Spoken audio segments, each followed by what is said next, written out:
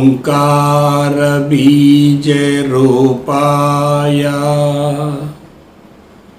सर्वेशाय जगत्पते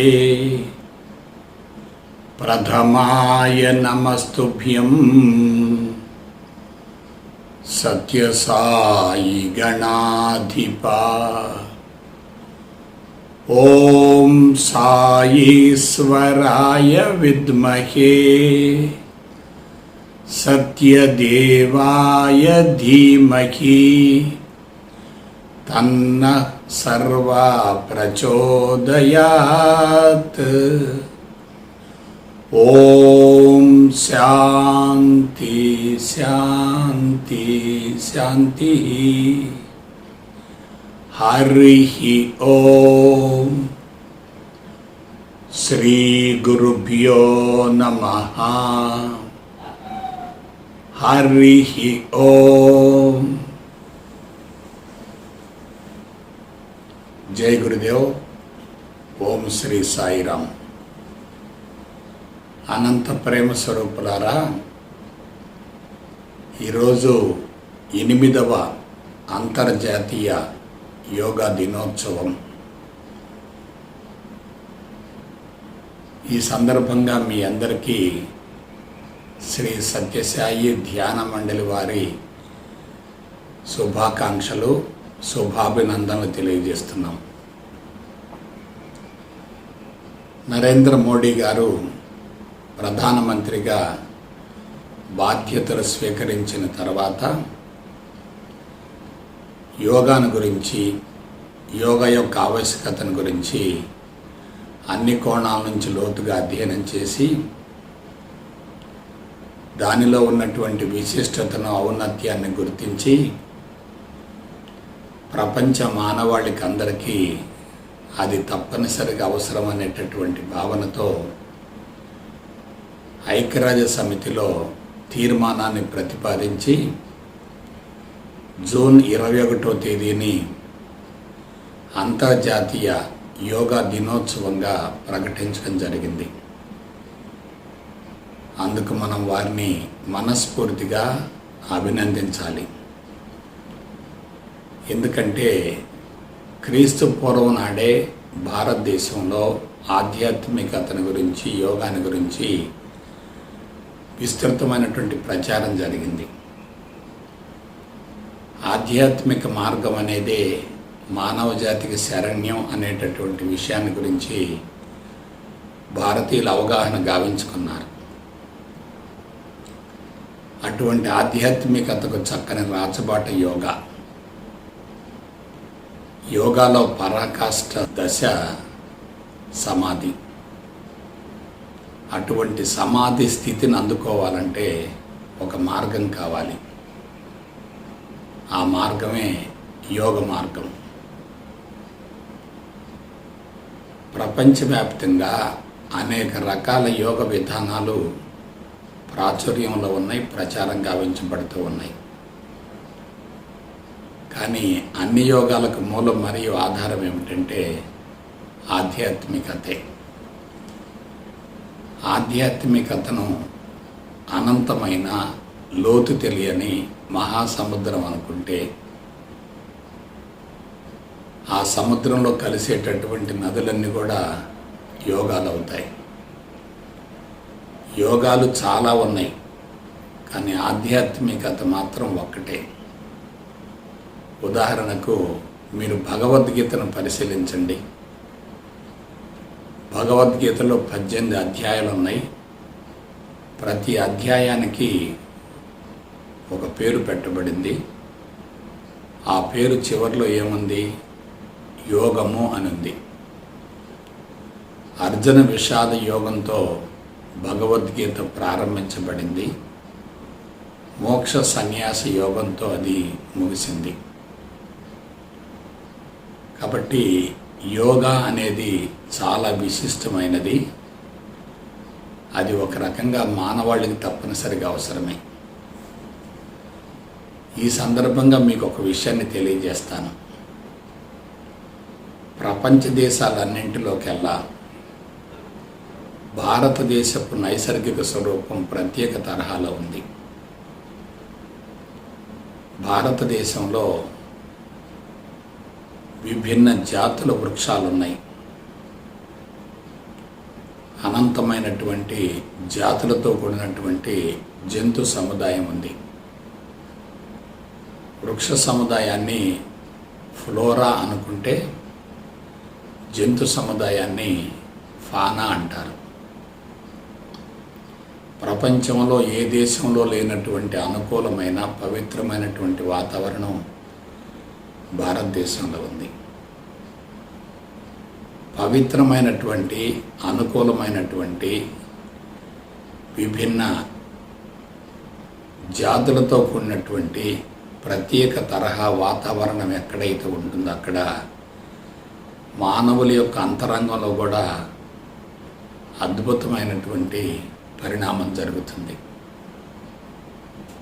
క్రీస్తుకు పూర్వం 6000 సంవత్సరాల నాడు భారతదేశంలో కొంతమంది యొక్క అంతరంగంలో విప్లవాత్మక పరిణామం జరిగింది. దాన్నే ఉత్పరివర్తనం అంటారు, మ్యుటేషన్ అంటారు. సాధారణంగా పరిణామం అనేది నెమ్మదిగా జరుగుతూ ఉంటుంది. నెమ్మదిగా జరిగేటటువంటి పరిణామానికి భిన్నంగా ఆకస్మిక పరిణామం జరిగిందనుకోండి, అప్పుడు మనిషిలో విప్లవాత్మక మార్పులు వస్తాయి. శారీరక పరిణామాన్ని ఆర్గానిక్ ఎవల్యూషన్ అంటారు, జీవ పరిణామము అంటారు, లేదా మానవ భౌతిక పరిణామం అంటారు. కానీ మానసిక మట్టంలో జరిగేటటువంటి పరిణామం మాత్రం కంటికి కనిపించదు. దాన్ని ఆధ్యాత్మిక పరిణామం అంటారు. ప్రపంచ దేశాలన్నింటిలోకెల్లా ఆధ్యాత్మిక పరిణామం జరిగినటువంటి ఒకే ఒక పవిత్రమైన గడ్డ భారతదేశం. భారతదేశంలో క్రీస్తుకు పూర్వం 6000 సంవత్సరాల నాడే మానవుడు మానసిక పరిణామాన్ని గురించి ప్రయోగపూర్వకంగా అనుభవించి నేను భగవంతుడను అనేటటువంటి అంశాన్ని అనుభవంలోకి పొందినటువంటి పవిత్రమైన గడ్డ మన భారతావనియే. అందువల్ల ఇటువంటి ప్రత్యేక తరహా నైసర్గిక స్వరూపం ఉన్నటువంటి భారతావనిలో మనం జన్మించడం ఒక రకంగా అదృష్టమే, పూర్వజన్మ సుకృతమే, అనుమానమే లేదు. అయితే ప్రపంచమంతా ఆటవికంగా ఉన్నప్పుడు ఒక్క భారతదేశంలోనే ఇటువంటి ఆధ్యాత్మిక పరిణామం ఎలా సంభవించింది, అది కూడా ఆకస్మికంగా ఎలా సంభవించింది, దీని గురించి మనం తెలుసుకోవాలి. అదేమిటంటే, భారతదేశంలో నిర్జన, నిర్మానుష్య, ఏకాంత, ప్రశాంత, ప్రకృతిపరమైనటువంటి స్థావరాలు, కోకొలలు ఉన్నాయి. పవిత్రమైనటువంటి నదులు ఉన్నాయి, నదీ పరివాహక ప్రాంతాలు ఉన్నాయి, కొండ గుహలు ఉన్నాయి, మంచు ప్రదేశాలు ఉన్నాయి, విభిన్న జాతులతో కూడినటువంటి వృక్ష సముదాయం ఉంది.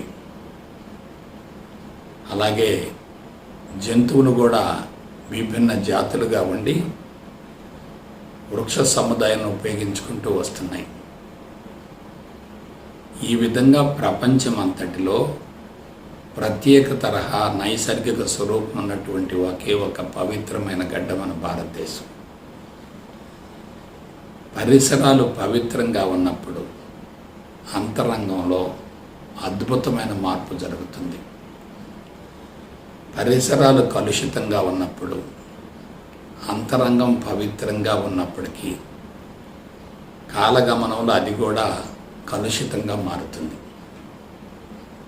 నిర్జన, నిర్మానుష్య, ఏకాంత, ప్రశాంత, ప్రకృతిపరమైనటువంటి స్థావరాల్లో మనిషి నివసిస్తూ ఉన్నాడు అనుకోండి, అంతరంగం నుండి చెడు ఆలోచన బీజాలు విడుదలైనప్పటికీ వాటిని నెరవేర్చుకునేటటువంటి వాతావరణం లేకపోతే ఆ బీజాలు దశల వారీగా కరిగిపోతాయి. పైగా క్రీస్తుకు పూర్వం 6000 సంవత్సరాల నాడు భారతావని ఎలా ఉంది? ప్రకృతి సుభిక్షంగా ఉంది, వనరులు పుష్కలంగా ఉన్నాయి, జనాభా తక్కువగా ఉంది, అవసరాలు కూడా కనిష్ట స్థాయిలో ఉన్నాయి, నాగరికత ఛాయలు లేవు, భాష లేదు, వంట లేదు, నిప్పు లేదు, గృహ వసతి లేదు, మనుషులంతా ఆటవికంగానే జీవిస్తున్నారు. అలా ఉన్నప్పుడు మనిషికి సమస్యలు అనేవి ఉండవు కదా. సమస్య అనేది ఉందంటే మనిషి యొక్క అంతరంగం అంతా దాని చుట్టే పరిభ్రమిస్తూ ఉంటుంది కదా. సమస్య లేనప్పుడు మనిషి యొక్క అంతరంగం నిండుకుండలా ఉంటుంది కదా. మనుషుల యొక్క మనసులు బలహీనం కావటానికి మూల కారణం సమస్యలే. ఆ సమస్యలు విపరీతంగా పెరగటానికి మూల కారణం మనుషులు కలుషితమైనటువంటి వాతావరణంలో జీవించడమే. క్రీస్తుకు పూర్వం 6000 సంవత్సరాల నాడు భారతదేశంలో వాతావరణం పూర్తిగా అనుకూలంగా ఉంది కాబట్టి ప్రపంచమంతటిలో ఉత్తమ శ్రేణికి చెందినటువంటి ఆర్యుల యొక్క అంతరంగంలో విప్లవాత్మక పరిణామం జరిగి, ఉత్పరివర్తనం జరిగి, ఇటువంటి మహోన్నత కళాత్మక జీవన విధానం వెలుగులోకి వచ్చింది. దాన్నే ఆధ్యాత్మిక మార్గం అంటారు. ఆధ్యాత్మికత గురించి క్లుప్తంగా మీకు వివరిస్తాను. ఆధ్యాత్మిక శాస్త్రం పరిపూర్ణమైనది. దానికి ఏమీ కలపవలసింది లేదు, తీసివేయవలసింది కూడా లేదు. అన్ని శాస్త్రాలు కూడా ఆధ్యాత్మికతలో ఒక భాగమే. అంటే ఆధ్యాత్మిక శాస్త్రం అనేది అన్ని శాస్త్రాలకు తల్లి వంటిది. ఆధ్యాత్మికతను గురించి శాస్త్రీయ పందాలు అవగాహన గావించుకునేటట్లయితే ఏ వ్యక్తి అయినా జీవితంలో మరొక దానిని గురించి తెలుసుకోవలసినటువంటి అవసరమే ఉండదు. ఆధ్యాత్మికతను గురించి తెలుసుకోకుండా ఇతర విషయాలను తెలుసుకున్నప్పటికీ అవన్నీ కూడా పాక్షికం మరియు అసంపూర్ణమవుతాయి. ఆ విధంగా క్రీస్తుకు పూర్వం 6000 సంవత్సరాల నాడు ప్రత్యేకించి ఆర్యుల యొక్క అంతరంగంలో విప్లవాత్మక మార్పు జరిగి వాళ్ళ యొక్క అంతర్వాణి నుండి అద్భుతమైనటువంటి జీవన విధానం బహిర్గతమైంది. అదే ఆధ్యాత్మికత అవుతుంది. ఇక్కడ విషయం ఏమిటంటే భారతదేశంలో ప్రత్యేకించి హిమాలయ పర్వత శ్రేణులలో ఉష్ణోగ్రత చాలా తక్కువగా ఉంటుంది. ఉష్ణోగ్రత ఎక్కువగా ఉన్నప్పుడు అంతరంగంలో రజోగుణం ఎక్కువగా ఉంటుంది.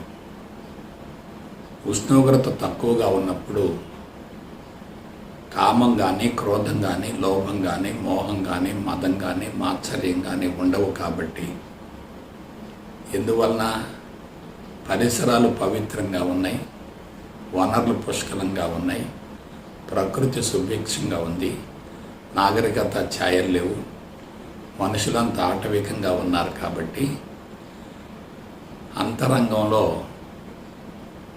ఉన్నటువంటి కొద్దిపాటి సంస్కారాలు కూడా సమూలంగా కరిగిపోయాయి. వాళ్ళు ప్రత్యేకంగా ఆధ్యాత్మికత కోసం ఎటువంటి ప్రయత్నం చేయలేదు. ఎందుకంటే అసలు అవసరమే లేదు కదా. అవసరమే అన్వేషణకు దారితీస్తుంది. Necessity is the mother of invention అన్నారు. అవసరం లేకపోతే అన్వేషణ జరగదు, అన్వేషణ జరగకపోతే పరిణామం జరగదు, పరిణామం జరగకపోతే బాహ్యంగా ఎటువంటి ప్రభావం కనిపించదు. కానీ ఆధ్యాత్మికతలో ఏమైందో ఒకసారి గమనించండి. వాళ్ళకి అసలు ఆధ్యాత్మికత అంటే ఏమిటో తెలియదు. అంతరంగం సమూలంగా శుద్ధయింది. పవిత్రమైనటువంటి వాతావరణంలో ఉన్నారు. శరీరం పూర్తిగా కరిగిపోయింది. అప్పుడు మనసులో ఉత్పన్నమయ్యేటటువంటి దివ్యమైనటువంటి ఆలోచనలకు అనుగుణంగా నోటి నుండి శబ్దాలు బయటకు వచ్చాయి. ఆ విధంగా పవిత్రమైన శబ్దాలను ఉచ్చరించేటటువంటి విధానాన్ని అంతర్వాణి అన్నారు. లోపల ఎప్పుడైతే పవిత్రమైనటువంటి ఆలోచనలు విడుదలవుతూ ఉంటాయో దాన్ని అంతరాత్మ అంటారు. అంతరాత్మలో ఉత్పన్నమయ్యేటటువంటి ఆలోచనలకు అనుగుణంగా నోటి ద్వారా పవిత్రమైన శబ్దాలు విడుదలయ్యేటట్లయితే దాన్ని అంతర్వాణి అంటారు. మొదటిది అంతరాత్మ, రెండవది అంతర్వాణి. ఈ అంతరాత్మకు అనుగుణంగా భౌతిక ప్రపంచంలో కర్మలను ఆచరిస్తూ ఉంటే, పనులు చేస్తూ ఉంటే దాన్ని అంతర్యామి అంటారు. మొదటిది అంతరాత్మ, రెండవది అంతర్వాణి, మూడవది అంతర్యామి. ఆలోచనలకే పరిమితమైతే అంతరాత్మ, మాటలు బహిర్గతం అవుతూ ఉంటే అంతర్వాణి, కర్మలు చేస్తూ ఉంటే దాన్ని అంతర్యామి అంటారు. కాబట్టి ఈ విధంగా క్రీస్తుకు పూర్వం 6000 సంవత్సరాల నాడు కేవలం కొద్దిమంది యొక్క అంతరంగంలో మాత్రమే ఇటువంటి ఆకస్మిక ఉత్పరివర్తనం జరిగింది. దాని యొక్క కీలకమైన అంశాన్ని గురించి మీకు తెలియజేస్తాను. శరీరం పూర్తిగా కరిగిపోయిందనుకోండి, నేను ఫలానా అనే భావన ఉండదు,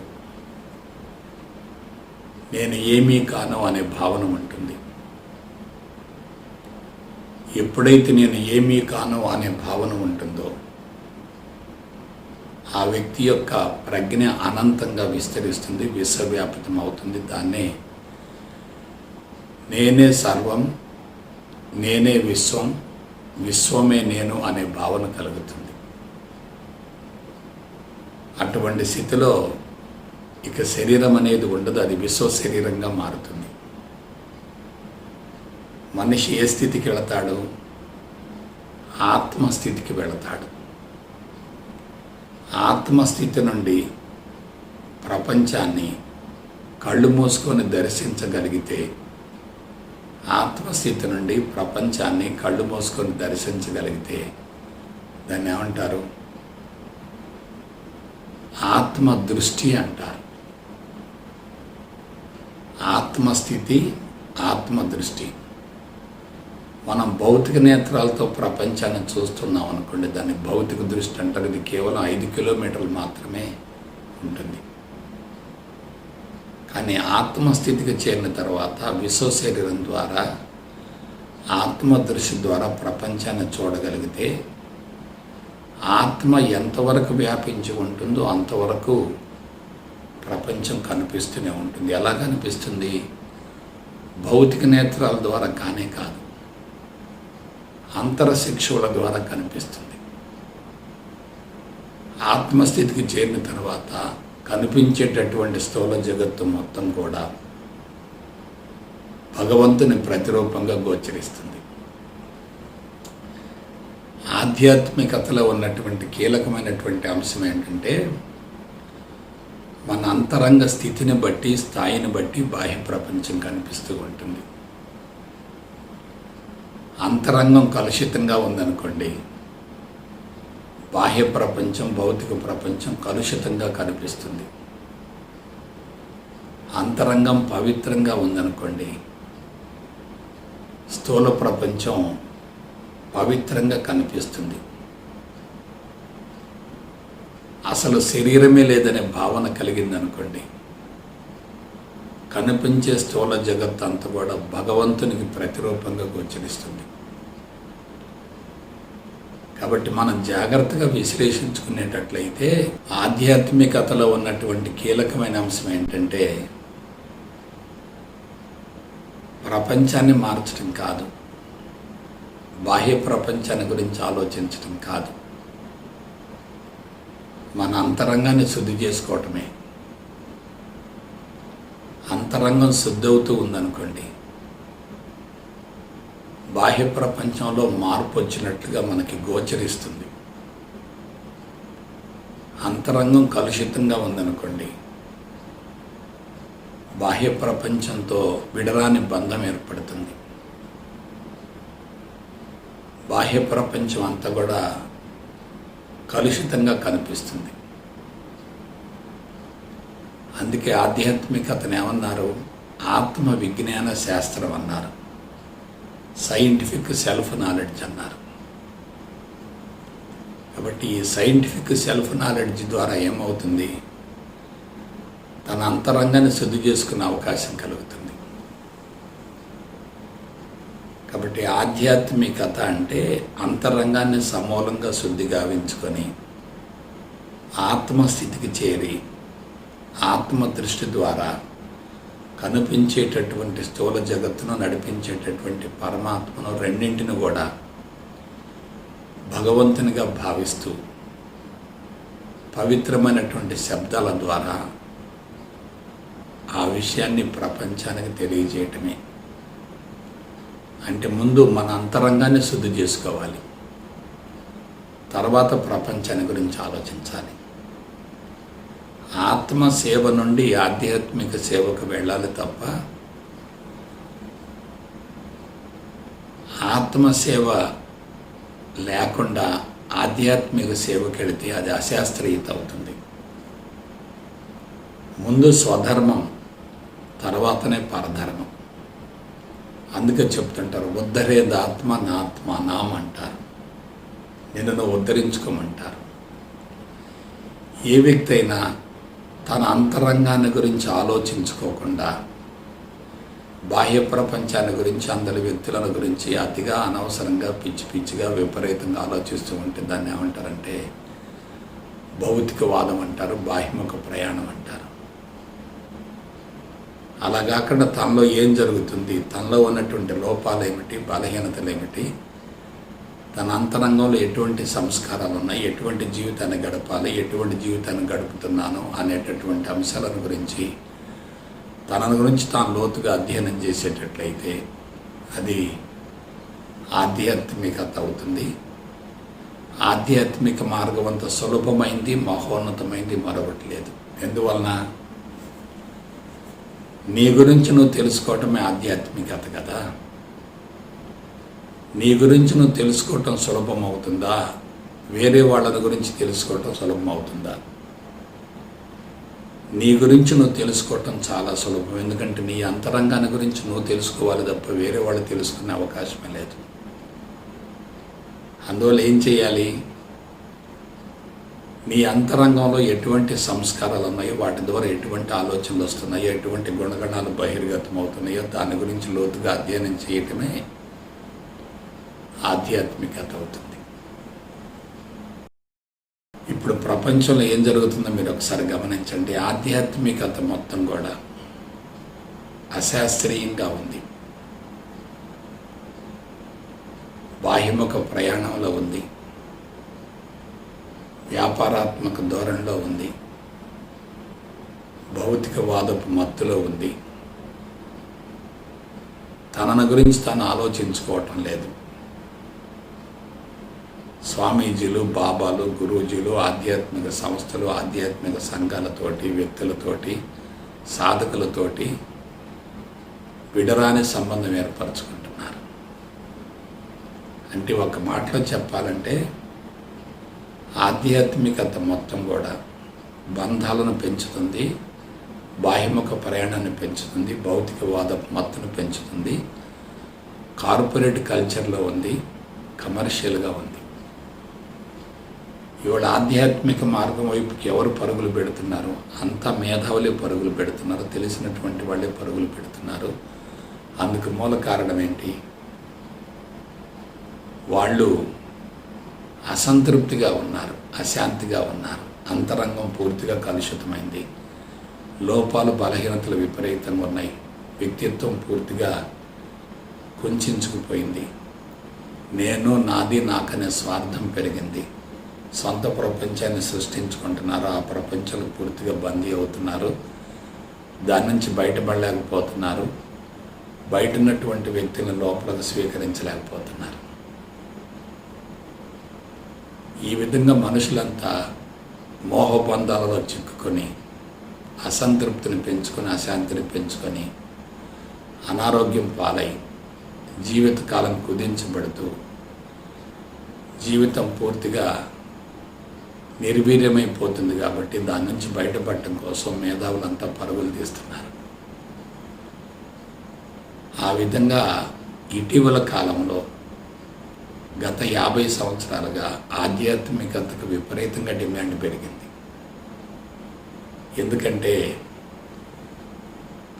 నవీన వైద్య విధానాల ద్వారా రుగ్మతలు పూర్తిగా తొలగిపోవటం లేదు. కాబట్టి ఆధ్యాత్మిక మార్గం ద్వారా, మెడిటేషన్ ద్వారా, సమాధ అభ్యాసం ద్వారా, ఆసనాల ద్వారా, ప్రాణాయామ ద్వారా, సూర్య నమస్కారాల ద్వారా అనేక రకాల ఋషి సాంప్రదాయపు విధానాల ద్వారా ఆరోగ్యాన్ని పొందవచ్చు అనేటటువంటి భావంతో మేధావులంతా కూడా ఆ మార్గం వైపుకు పరుగులు తీస్తున్నారు. ఎప్పుడైతే బాహ్యపరమైనటువంటి వ్యక్తులతోటి, అంశాలతోటి విడదైన సంబంధం ఏర్పడుతుందో అటువంటి వ్యక్తులు ఆధ్యాత్మికంగా ఎదగకపోగా ఇంకా బలహీనపడుతున్నారు.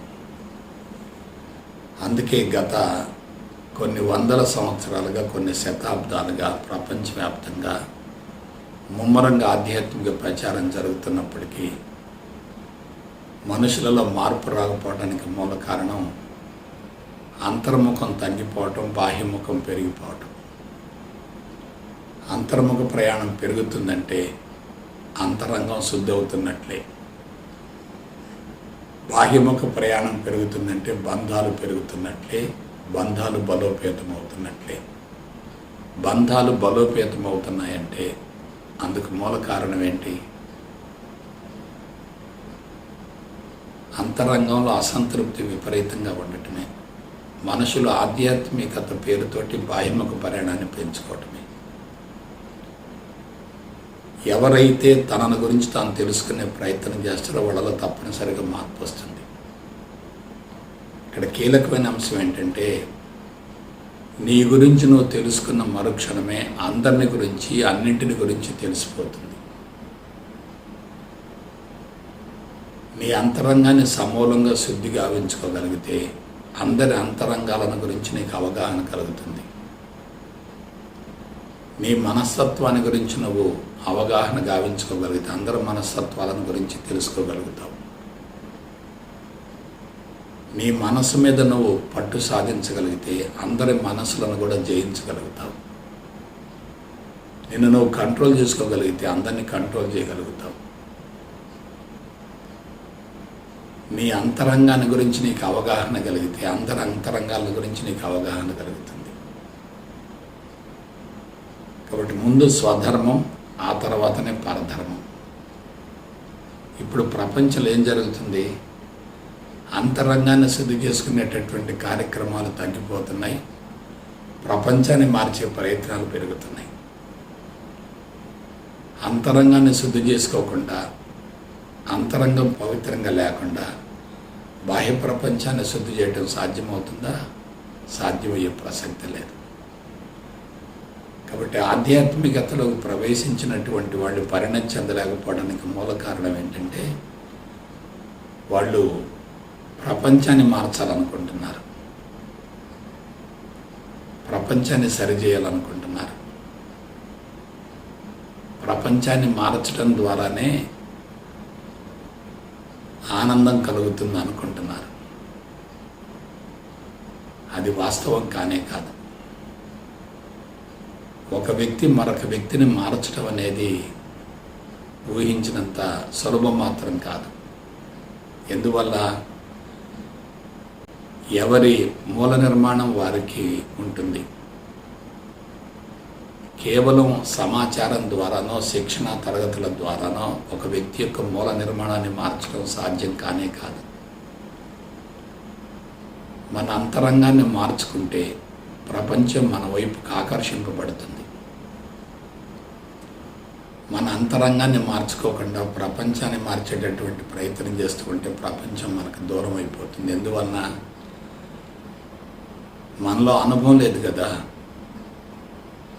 అనుభవించి అందించేది ఏదైనా సత్యం అవుతుంది. అనుభవించకుండా అందించేది ఏదైనా సమాచారం అవుతుంది, సిద్ధాంతం అవుతుంది. సిద్ధాంతం ముఖ్యం కదా, అనుభవం చాలా ముఖ్యం. అనుభవించిన వ్యక్తి చెప్పేటటువంటి ప్రతి మాట కూడా సత్యం అవుతుంది. సత్యానికి అపారమైనటువంటి శక్తి ఉంటుంది.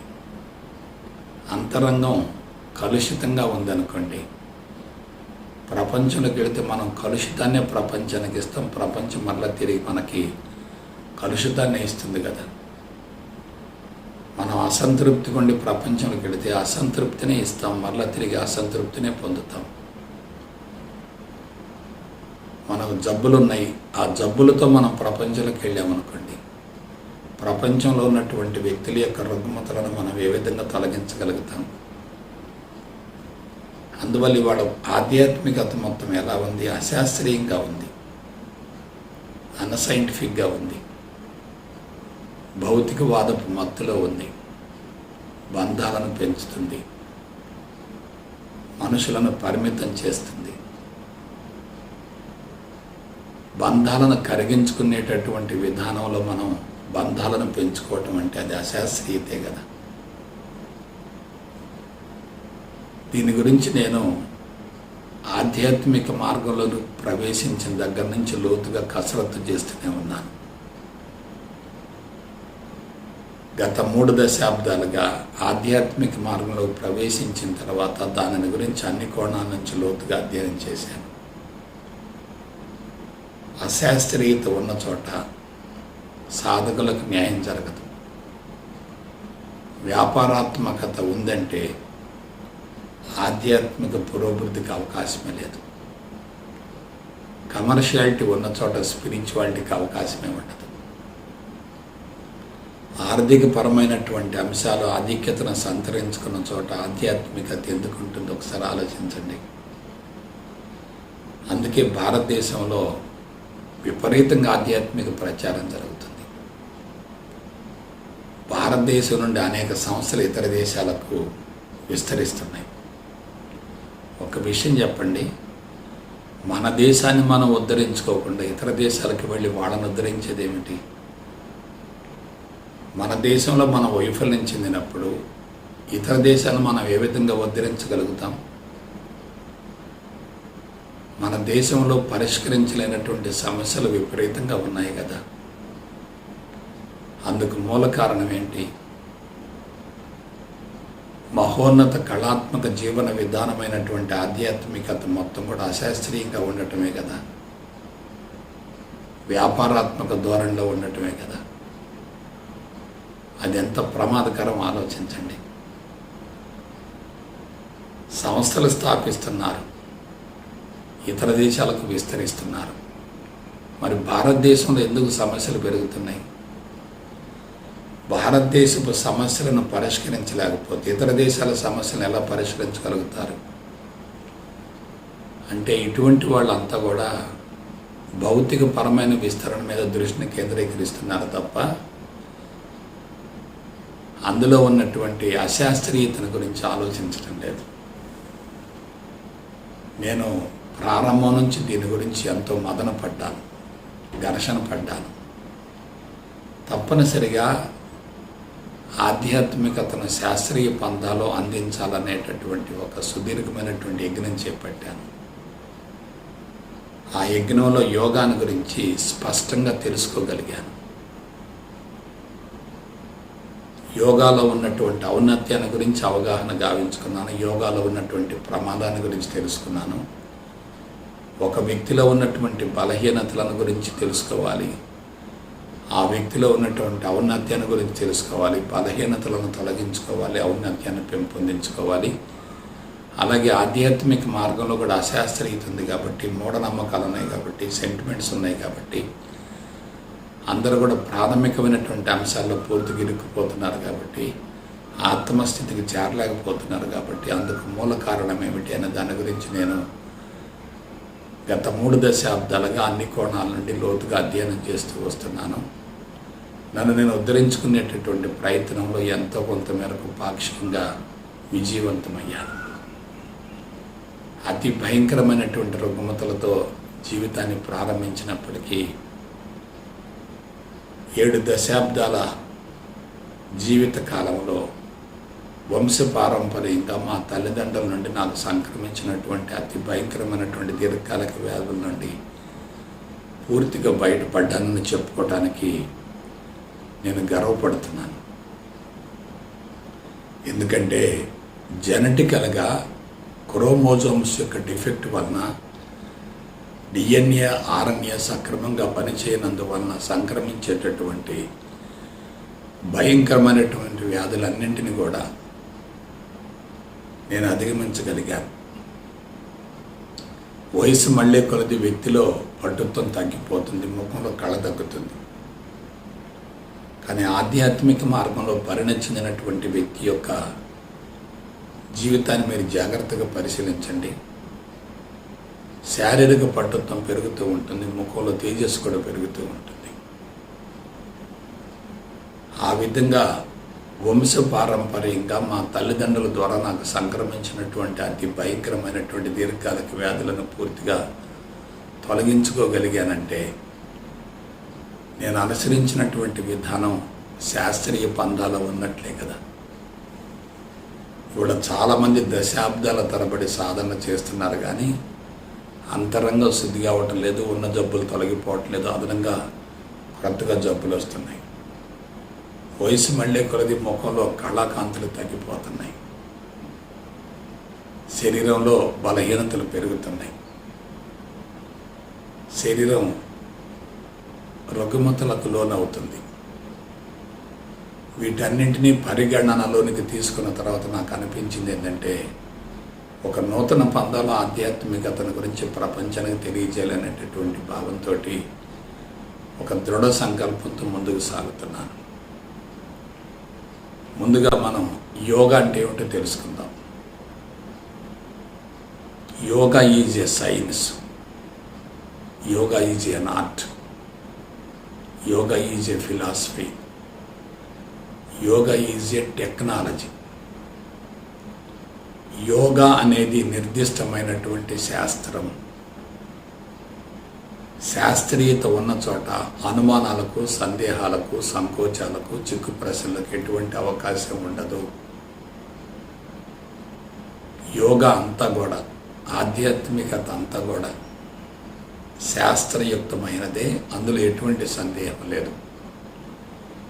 మనం శాస్త్రయుక్తమైనటువంటి విధానాన్ని అనుసరించగలిగితే అద్భుతమైన ఫలితం వస్తుంది. ఆ విధానాన్ని అనుసరించలేకపోతే సత్ఫలితం వచ్చే ప్రసక్తే లేదు. కాబట్టి yoga is a science, yoga is an art. జీవితాన్ని కళాత్మకంగా కొనసాగించడం వేరు, యాంత్రికంగా కొనసాగించడం వేరు. జీవితాన్ని కళాత్మకంగా కొనసాగించేటట్లయితే జీవితం ఆనందమయమవుతుంది. జీవితాన్ని యాంత్రికంగా కొనసాగించేటట్లయితే జీవితం అసంతృప్తిగా కొనసాగుతుంది. ఆనందంగా జీవించే వ్యక్తికి అన్నీ సమకూడతాయి. అసంతృప్తిగా జీవించే వ్యక్తికి అనుకున్నవి నెరవేరకపోగా తిరోగమనం కొనసాగుతుంది.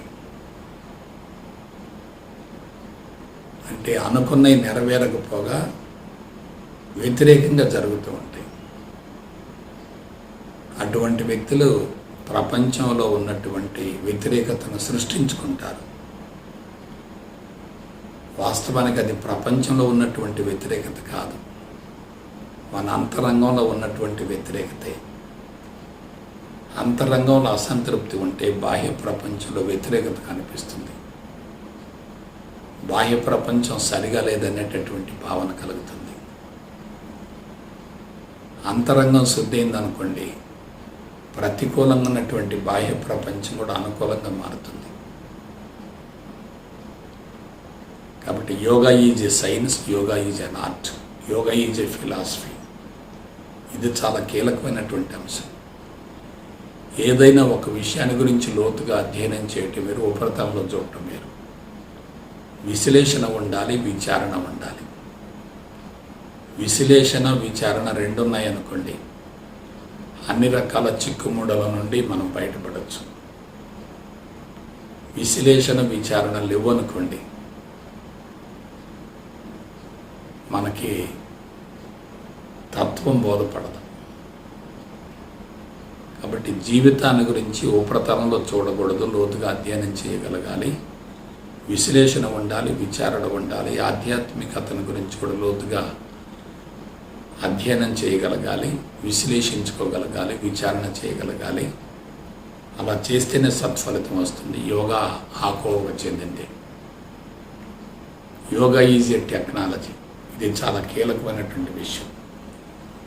ప్రస్తుతం భారతదేశం అంతా కూడా స్పీడ్ యుగంలో ఉంది. ప్రపంచం కూడా అదే తరహాలో కొనసాగుతుంది. ప్రపంచ మానవులంతా కూడా సైన్సు సాంకేతిక పరిజ్ఞానంలో పూర్తిగా నిమగ్నమై వస్తువుత్పత్తిని గణనీయంగా పెంచుకుంటూ సుఖానికి, సౌకర్యానికి, విలాసానికి, వినోదానికి, శృంగారానికి అలవాటు పడుతున్నారు. కాబట్టి అటువంటి వాళ్ళకి పాతకాలపు విధానాలను బలవంతంగా మేధస్సులపై ప్రయోగించిన ఎటువంటి ప్రయోజనం ఉండదు. అసలు టెక్నాలజీ అంటే ఏమిటి, సాంకేతికత అంటే ఏమిటి? తక్కువ సమయంలో, తక్కువ శ్రమతో, తక్కువ పెట్టుబడితో ఎక్కువ లబ్ధి కలగాలి. జీవితం సులభతరం కావాలి. సులభతరమైనప్పుడు మానసిక ఒత్తిడి ఉండదు. ఎప్పుడైతే మానసిక ఒత్తిడి ఎక్కువగా ఉంటుందో అది మామూలు స్థాయిలో ఉంటుంది. కాబట్టి మానసిక ఒత్తిడి నుంచి బయటపడాలంటే టెక్నికల్గా ఆలోచించాలి. మన యోగాని కూడా ఏం చేయాలి? టెక్నికల్గా ఆలోచించగలగాలి, టెక్నికల్గా దాన్ని జీవితానికి అన్వయించుకోగలగాలి. కాబట్టి ఈ సెంటెన్స్ మళ్ళీ చూడండి. Yoga is a science, yoga is an art, yoga is a philosophy, yoga is a technology. ఇక రెండో పాయింట్ చూడండి. It touches the man at every level, physical, mental and spiritual. మానవ జీవితంలో 3 అంతస్తులు ఉంటాయి. 1 శరీరము, 2 మనసు, 3 స్పిరిట్ లేక ఆత్మ. ఇవి 3 ఒకదానితో మరొకటి పరస్పర అవినాభావ సంబంధాన్ని కలిగి ఉంటాయి. ఒక వ్యక్తి యొక్క శరీరాన్ని గమనించగానే అతడు యోగ మార్గంలో పరిణతి చెందుతున్నాడా లేక బలహీన పడుతున్నాడా అనేటటువంటి విషయాన్ని మనం స్పష్టంగా తెలుసుకోవచ్చు. భౌతిక శరీరంలో రుగ్మతలు కానీ, బాధలు కానీ, అసౌకర్యాలు కానీ, అదనపు బరువు కానీ, అదనపు పెరుగుదల కానీ, దీర్ఘకాలిక రుగ్మతలు కానీ ఉన్నాయనుకోండి, అతడి యోగాలో పరిణతి చెందలేదు అని భావించాలి. కండబలం ఉండాలి, శరీరం దృఢంగా ఉండాలి, పటిష్టంగా ఉండాలి, శక్తివంతంగా ఉండాలి, ఆరోగ్యవంతంగా ఉండాలి. ఒక వ్యక్తిని చూడగానే ఇతర యోగాలో తప్పనిసరిగా పరిణతి చెందుతున్నాడని చెప్పి తెలుసుకోవడానికి ఒకే ఒక నిదర్శనం ఏంటంటే స్థూల శరీరం ఆరోగ్యంగా ఉండటమే. స్థూల శరీరం అనేది సూక్ష్మ శరీరం యొక్క నమూనాయే. సూక్ష్మ శరీరంలో బలహీనతలు, లోపాలుంటే స్థూల శరీరంలో అవే రుగ్మతలుగా రూపాంతరం చెందుతాయి. సూక్ష్మ శరీరం పూర్తిగా శుద్ధి అయితే స్థూల శరీరం ఆరోగ్యవంతంగా ఉంటుంది. కాబట్టి మనం శరీరానికి ఎటువంటి చికిత్సను అందించినా అదంతా కూడా బూడిదలు పోసిన పన్నీరే. మనసును ప్రక్షాళన చేసుకోవాలి. మనసును ప్రక్షాళన చేసుకునేటట్లయితే భౌతిక శరీరం 100% ఆరోగ్యంగా ఉంటుంది. అందువల్ల మనసులో చెడు సంస్కారాలు ఉండకూడదు. తమో రజోగుణ సంబంధమైనటువంటి సంస్కారాలు ఎక్కువగా ఉన్నాయి అనుకోండి, అంతరంగం కలుషితంగా ఉన్నట్లే. అందువల్ల మనం ఏం చేయాలి? అంతరంగాన్ని సమూలంగా శుద్ధిగా ఉంచుకోవాలి. భౌతిక ఆరోగ్యం అనేది మానసిక అంతరంగ స్థితిని బట్టి ఉంటుంది. అంతరంగంలో చెడు సంస్కారాలు ఉంటే భౌతిక శరీరం కూడా తప్పనిసరిగా కలుషితంగా ఉంటుంది, రుగ్మతలకు లోనవుతుంది. ఒక వ్యక్తి యొక్క భౌతిక శరీరాన్ని చూస్తూ అంతరంగాన్ని అంచనా వేయచ్చు. కాబట్టి physical, mental and spiritual. Spiritual అంటే ఏమిటి? సంపూర్ణ స్వేచ్ఛతో జీవితాన్ని కొనసాగించటమే. నేనే విశ్వం, విశ్వమే నేను అనేటటువంటి భావంతో జీవితాన్ని కొనసాగించటమే. ఎప్పుడైతే నేను విశ్వం ఒకటి అనేటటువంటి భావన కలుగుతుందో అటువంటి వ్యక్తికి భౌతిక ప్రపంచం పట్ల ఎటువంటి ఆకర్షణ ఉండదు, వైరాగ్యం ఉంటుంది.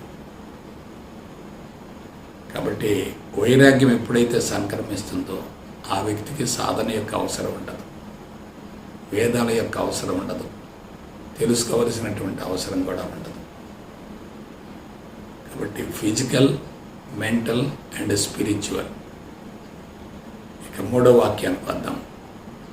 It is a practical method of making one's life noble, purposeful and useful అన్నారు. ఒక మనిషి యొక్క జీవితాన్ని మీరు జాగ్రత్తగా పరిశీలించండి. అతను సమాజానికి ఉపయోగపడే దాన్ని బట్టే అతని యొక్క అంతరంగ పవిత్రత ఆధారపడి ఉంటుంది. శారీరకంగా, మానసికంగా, ఆధ్యాత్మికంగా పరిణతి చెందినటువంటి వ్యక్తి వందల, వేల, లక్షల మందికి మార్గదర్శకుడు అవుతాడు. కాబట్టి ఆ వ్యక్తి జీవితం సమాజానికి అద్భుతంగా ఉపయోగపడుతుంది. తనను తాను ఉద్ధరించుకున్న వ్యక్తి సమాజాన్ని ఉద్ధరించేటటువంటి అర్హతను పొందగలుగుతాడు. తనను తాను ఉద్ధరించుకోలేని వ్యక్తి సమాజాన్ని ఏ విధంగా ఉద్ధరించగలుగుతాడు? కాబట్టి జీవితం సమాజపు యొక్క పోకడలను సరిదిద్దే విధంగా తయారైందనుకోండి, అతన్ని సమాజం అద్భుతంగా ఉపయోగించుకుంటుంది. సమాజంలోకి ప్రవేశించిన సమాజం ఆదరిస్తుంది, గౌరవిస్తుంది, పూజిస్తుంది, వేణోళ్ళ కొనియాడుతుంది. అందువల్ల సమాజానికి ఉపయోగపడే విధంగా జీవితాన్ని తీర్చిదిద్దుకోవటమే యోగా అంటే. ఇక 4వ వాక్యం. The science of yoga is more practical of all the applied sciences and is more beneficial to man kind under all conditions and circumstances అన్నారు. యోగా కనుక శాస్త్రయుక్తంగా ఉండేటట్లయితే, అది ప్రాక్టికల్గా ఉండేటట్లయితే, ఒక వ్యక్తి ఏ దశలో, ఏ స్థితిలో ఆధ్యాత్మిక మార్గంలోకి ప్రవేశించినా, యోగ మార్గంలోకి ప్రవేశించినా అతనికి తప్పనిసరిగా లబ్ధి చేకూరుతుంది. కాబట్టి పిన్న వయసులోనే ఆధ్యాత్మిక మార్గంలోకి ప్రవేశించారనుకోండి, వాళ్ళ జీవితం ధన్యమవుతుంది. వయసు మళ్ళిన తర్వాత ప్రవేశించారనుకోండి, వాళ్ళలో పాక్షికంగా మార్పు వస్తుంది. వృద్ధాప్యంలో ఆధ్యాత్మిక మార్గంలోకి వచ్చారనుకోండి, గత జీవితంలో చేసినటువంటి తప్పులు, పొరపాట్లను గురించి తెలుసుకొని ఎంతో కొంత మేరకు పరివర్తన, పశ్చాత్తాపం చెంది భవిష్యత్తు జీవితంలో ఒక సక్రమైనటువంటి పందాన్ని ఎన్నుకొని సంపూర్ణ స్వేచ్ఛతో జీవితాన్ని ముగించే విధంగా జీవిత ప్రణాళికను రూపొందించుకుని ముందుకు కొనసాగవచ్చు కదా. అందువల్ల ఎవరు ఏ దశలో ప్రవేశించినా లబ్ధి పొందుతారు. నేను ఇంకొక విషయం చెప్తున్నాను. ఒక విత్తనం మారకపోవచ్చు, ఒక మొక్క మారకపోవచ్చు, ఒక చెట్టు మారకపోవచ్చు, ఒక ఫలం మారకపోవచ్చు, కానీ మనిషి మాత్రం ఎప్పుడైనా మారే అవకాశం ఉంటుంది. ఎందువల్ల? మనసులో పరివర్తన, పశ్చాత్తాపం జరిగిందంటే జీవితం తప్పనిసరిగా ఆనందమయం అవుతుంది కదా. అందువల్ల పరివర్తన, పశ్చాత్తాపాన్ని మించిన పవిత్రమైన సాధన మరొకటి ఉండదు కదా. అందువల్ల ఎవరు ఏ స్థితిలో, ఏ స్థాయిలో, ఏ దశలో ఆధ్యాత్మిక మార్గంలోకి ప్రవేశించినప్పటికీ, దాని గురించి ఎంతో కొంత మేరకు తెలుసుకున్నప్పటికీ ఆ ప్రభావం శేష జీవితం మీద తప్పనిసరిగా ప్రత్యక్షంగా ఉంటుంది. అందులో ఎటువంటి సందేహం లేదు. అదేవిధంగా to do anything without effort is yoga అన్నారు. మనం పనులు చేస్తూ ఉంటాం, ఒత్తిడిగా పనిచేస్తే ఎలా ఉంటుంది, ప్రశాంతంగా పనిచేస్తే ఎలా ఉంటుంది,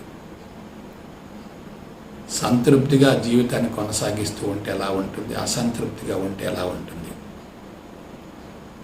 ఆనందంగా జీవితాన్ని కొనసాగిస్తూ ఉంటే ఎలా ఉంటుంది, అంతరంగం కలుషితంగా ఉండే జీవితాన్ని కొనసాగిస్తూ ఉంటే ఎలా ఉంటుంది. ఎప్పుడైతే అంతరంగం సమూలంగా సిద్ధవుతుందో నేను చేస్తున్నాను అనే భావన ఉండదు. అక్కడ కర్మలు జరుగుతూ ఉంటాయి, కానీ కర్తలేని కర్మలు జరుగుతూ ఉంటాయి. కాబట్టి కర్తలేని కర్మలు జరుగుతూ ఉంటే కర్మఫలానికి అవకాశం లేదు కదా. కర్మ రహస్యం అనేది మానవ జీవితంలో, జీవన విధానంలో కీలక పాత్ర పోషిస్తుంది. కర్మ రహస్యాన్ని గురించి తెలుసుకుంటే యోగ రహస్యం తెలిసిపోతుంది, జీవిత రహస్యం తెలిసిపోతుంది, విశ్వ రహస్యం కూడా తెలిసిపోతుంది. అందువల్ల నేను ఫలానా అనబడేటటువంటి అహంకారపు స్థితి నుండి పని చేయకుండా నేను ఏమీ కాను అనబడేటటువంటి శూన్య స్థితి నుండి కర్మలను ఆచరించినట్లయితే ఆ కర్మలకి శక్తి ఖర్చు కాదు. కాబట్టి ఎఫర్ట్లెస్గా పనులు చేస్తూ ఉండాలి, ఎఫర్ట్ఫుల్గా పనులు చేయకూడదు. అహంకార పరిధిలో పనులు చేస్తూ ఉంటే తప్పనిసరిగా శక్తి ఖర్చు అవుతూ ఉంటుంది. నేను ఏమీ కాను అనేటటువంటి భావనతో పనులు చేస్తూ ఉంటే శక్తి ఖర్చు అయ్యే ప్రసక్తి లేదు. దాన్ని జ్ఞానావస్థ అంటారు, పరిపూర్ణ స్థితి అంటారు, నిరహంకార స్థితి అంటారు. ఆ స్థితి నుండి కర్మలను ఆచరిస్తూ ఉండాలి. ఇవాళ మనుషులు ఉరుకుల పరుగుల యాంత్రిక జీవితంలో మానసిక ఒత్తిడిని విపరీతంగా పెంచుకుంటున్నారు. Human mind is nothing but infection అన్నారు. ఒక వ్యక్తి ప్రభావం వందలాది మంది మీద ఉంటుంది. ఒక వ్యక్తిలో నెగిటివ్ ఎక్కువగా ఉందనుకుంటే ఆ ప్రభావంతో కొన్ని వందల మంది నెగిటివ్గా తయారవుతారు. మానవుని మేధస్సు నుంచి విడుదలయ్యేటటువంటి ఆలోచన తరంగాలు కలుషితంగా ఉండేటట్లయితే ఆ ప్రభావంతో భూమండలం అంతా కలుషితంగా తయారవుతుంది కదా. అందువల్ల ఇవాళ మనుషులంతా కూడా మానసిక వైకల్యాలతో బాధపడటానికి మూల కారణం వాళ్లకు తమ ప్రమేయం లేకుండానే అంతరంగంలోకి వాసన బీజాలు ప్రవేశిస్తూ ఉన్నాయి. కాబట్టి ఆ విధంగా మనుషులంతా కూడా కలుషితపు వాతావరణంలో ఉంటున్నారు. ఆ వాతావరణం చాలా ప్రమాదకరమైంది. నాకు తెలిసినంత వరకు మానవులకు సంభవించేటటువంటి రుగ్మతలకు మూల కారణం కూడా ఈ వాసన బీజాలే, చెడు ఆలోచనలే, మనోకాలుష్యమే. అది చాలా ప్రమాదకరమైంది. ఈ మనోకాలుష్యం కంటికి కనిపించదు, వైద్య పరీక్షల ద్వారా దాన్ని నిర్ధారించే అవకాశం కూడా లేదు. అయితే మొత్తం మీద మనం జాగ్రత్తగా విశ్లేషించుకుంటే ఈ ప్రపంచం ఎదుర్కొంటున్నటువంటి అన్ని రకాల సమస్యలకు మూల కారణం ఆధ్యాత్మికత అశాస్త్రీయంగా ఉండటమే, జీవితాన్ని గురించి సరైనటువంటి అవగాహన లేకుండా జీవితాన్ని కొనసాగించడమే,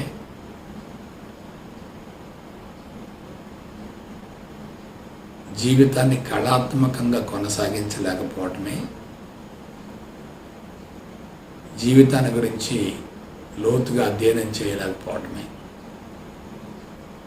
ఇది చాలా ప్రమాదకరమైనటువంటి ధోరణి. ఇటువంటి ధోరణి నుంచి బయటపడటం కోసం మనం తప్పనిసరిగా యోగ మార్గాన్ని అనుసరించాల్సింది. అయితే ఆ యోగా ఎలా ఉండాలి? శాస్త్రీయ పంథాలో ఉండాలి, సైంటిఫిక్గా ఉండాలి. కాబట్టి నాకు తెలిసినంత వరకు ప్రస్తుత కాలమాన పరిస్థితుల్లో మానవుడు ప్రశాంతంగా జీవించే అవకాశమే లేదు. ప్రపంచం పూర్తిగా భౌతికవాదపు మత్తులోకి వెళ్ళిపోయింది. భౌతికవాదం తారాస్థాయికి చేరింది. మానవ మనుగడే ప్రశ్నార్థకమైంది. మనుగడ కోసం పోరాటం జరుగుతుంది. ఈ పోరాటంలో కొద్దిమంది మాత్రం విజయం సాధిస్తున్నారు, మిగతా వాళ్ళు మొత్తం కూడా నిరాశ నిస్పృహలకు లోనవుతున్నారు. అందువల్ల మనం ఏం చేయాలంటే ఆధ్యాత్మికతను గురించి లోతుగా అధ్యయనం చేయాలి. ఆధ్యాత్మిక మార్గాన్ని అన్ని కోణాల నుండి లోతుగా విశ్లేషించాలి. శాస్త్రీయ పందాలు హేతుబద్ధంగా దాని గురించి అధ్యయనం చేయాలి. అప్పుడు దాని జీవితానికి అన్వయించుకోవాలి. నేను సైన్సును, భౌతికవాదాన్ని, లౌక్యాన్ని, మనస్తత్వాన్ని, తత్వాన్ని, మత సామరస్యాన్ని ఆధ్యాత్మికతకు మేళవించి అందించినందువల్లనే ఎంతో కొంతమేరకు విజయవంతం కాగలిగాను. భవిష్యత్తులో ధ్యాన మండలి ద్వారా సశాస్త్రీయపరమైనటువంటి విధానాలే అందించబడబోతున్నాయి. ఎప్పుడైతే శాస్త్రీయత ఉంటుందో అక్కడ తప్పనిసరిగా ఫలితం వస్తుంది. అశాస్త్రీయత ఉన్న చోట ఫలితం వచ్చే అవకాశమే లేదు. నేను సైన్స్ అధ్యాపకుడిగా కొంతకాలం కొనసాగటం, ఆ తర్వాత ఆధ్యాత్మిక మార్గంలో ప్రవేశించడం వల్ల సైన్సును ఆధ్యాత్మికతను సమన్వయం చేసి సమగ్రంగా, సంపూర్ణంగా శిక్షణా తరగతులను రూపొందించి అందించడం వల్ల ముందుగా నేను లబ్ధి పొందాను. తర్వాత సమాజానికి నా వంతు విశిష్టమైన సేవలను అందించగలిగాను. భవిష్యత్తులో ధ్యాన మండలి ద్వారా ఉన్నతమైనటువంటి ఆధ్యాత్మిక సేవలు అందించబడబోతున్నాయి. ఇప్పటి వరకు సమస్త మనుగడ మీదనే దృష్టిని కేంద్రీకరించాను. వ్యక్తిగతంగా నా అంతరంగ శుద్ధి మీద దృష్టిని కేంద్రీకరించాను. ఆ విధానంలో ఎంతో కొంత మేరకు నేను సఫలీకృతమయ్యాను, విజయవంతమయ్యాను. ఇక్కడి నుంచి ధ్యాన మండలి ద్వారా అద్భుతమైనటువంటి ఆధ్యాత్మిక సేవలు అందించబడబోతున్నాయి. నాకు తెలిసినంత వరకు రాబోయే 10 సంవత్సరాలు ప్రపంచానికి అతిగడ్డు కాలం. నెగిటివ్ ఫోర్సెస్ తారాస్థాయికి చేరతాయి. Positive forces కనుమరుగవుతాయి. కానీ కొంతకాలం పోయిన తర్వాత నెగిటివ్ ఫోర్సెస్ బలహీనపడతాయి, పాజిటివ్ ఫోర్సెస్ బహిర్గతమవుతాయి. ఎప్పుడైతే పాజిటివ్ ఫోర్సెస్ బహిర్గతమవుతాయో అప్పుడు సమాజం ప్రశాంతంగా ఉంటుంది. అయితే ఈలోపు పతనం ముమ్మరంగా జరుగుతుంది. మనుషులంతా శారీరకంగా, మానసికంగా బలహీనపడతారు. జనాభా గణనీయంగా పడిపోతుంది. అప్పుడు వనరులు పుష్కలంగా ఉంటాయి. జనాభా ఎక్కువగా ఉండి కోరికలు ఎక్కువగా ఉన్నప్పుడు ఎన్ని వనరులు ఉన్నాయి సరిపోవు కదా. కానీ ప్రస్తుతం కోరికలు విపరీతం ఉన్నాయి కాబట్టి వనరుల కోసం విపరీతమైన పోరాటం జరుగుతుంది. భవిష్యత్తులో జనాభా గణనీయంగా పడిపోతుంది కాబట్టి వనరులు అదనంగా ఉంటాయి, పుష్కలంగా ఉంటాయి. వనరులు పుష్కలం ఉన్నప్పుడు ఘర్షణ వైఖరి ఉండదు, అసంతృప్తి ఉండదు, అశాంతి ఉండదు. అందువల్ల రాబోయే 10 సంవత్సరాల తర్వాత ప్రపంచం అంతా కూడా ఆధ్యాత్మికత వైపుకి ఆకర్షింపబడే అవకాశం ఉంటుంది. ఈలోపు మనం ఏం చేయాలి? ఆధ్యాత్మికతను గురించి అన్ని కోణాల నుండి లోతుగా అధ్యయనం చేసి జీవితానికి అన్వయించుకొని అనుభవాన్ని పొంది అనుభవసారాన్ని ప్రపంచానికి అందించడం కోసం సంసిద్ధంగా ఉండాలి. మన అంతరంగాన్ని మార్చుకోవటం కోసం ప్రపంచాన్ని ఒక నిచ్చెనగా వాడుకోవాలి తప్ప ప్రపంచంలో ఇరుక్కుపోకూడదు. కాబట్టి నా సలహా ఏమిటంటే భారతదేశపు సనాతన ఋషి సాంప్రదాయం మీద దృష్టిని కేంద్రీకరించండి. ఆధ్యాత్మికతను గురించి, యోగాను గురించి శాస్త్రయుక్తంగా తెలుసుకోండి. దాని జీవితానికి అన్వయించుకోండి. అనుభవిస్తున్నప్పుడు దాన్ని ప్రపంచానికి అందించేటటువంటి అర్హత ఉంటుంది. అనుభవించకుండా ప్రపంచానికి అందించాలనుకోవటం ఆత్మవంచన అవుతుంది, అంతరాత్మకి విరుద్ధం అవుతుంది. కాబట్టి ఆధ్యాత్మికతను గురించి అన్ని కోణాల నుండి శాస్త్రయుక్తంగా అధ్యయనం చేసి విశ్లేషించుకొని హేతు పద్ధతిని ఏర్పరచుకొని జీవితానికి అన్వయించుకొని ఆధ్యాత్మిక ప్రచారంలో మీ వంతు కృషి చేస్తారని మనస వాచ కర్మణ కోరుకుంటూ 8వ అంతర్జాతీయ యోగా దినోత్సవం సందర్భంగా ప్రపంచ మానవాళికి అందరికీ హృదయపూర్వక శుభాకాంక్షలను తెలియజేస్తూ ఆధ్యాత్మిక మార్గాన్ని గురించి అన్ని కోణాల నుండి లోతుగా అధ్యయనం చేసి ఆత్మసేవ ద్వారా ఆధ్యాత్మిక సేవలను అందించడంలో మీ వంతు కృషి చేస్తారని మనస వాచ కర్మణ కోరుకుంటూ సెలవు తీసుకుంటా. జై గురుదేవ్, జై గురుదేవ్, జై గురుదేవ్.